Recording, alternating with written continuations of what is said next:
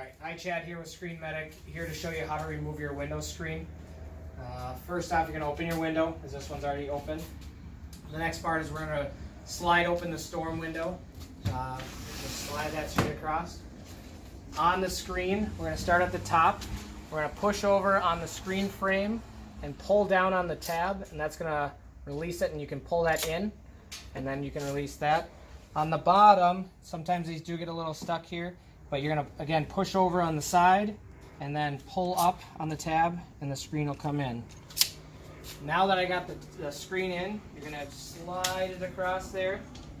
There are two little pegs that are holding it in still, so once you get it halfway through, you're going to take and you're going to tip the top down, and that's going to release it from the pegs here on that.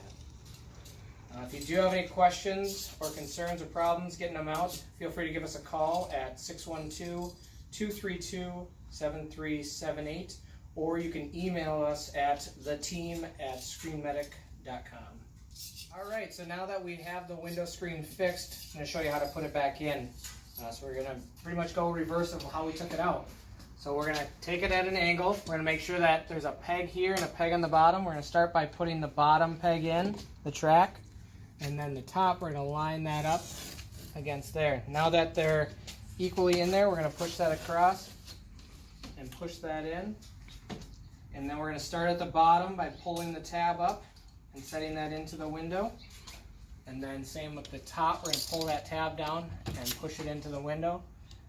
And then we're going to close our, now the screen is in, so then we're going to close our storm window all the way.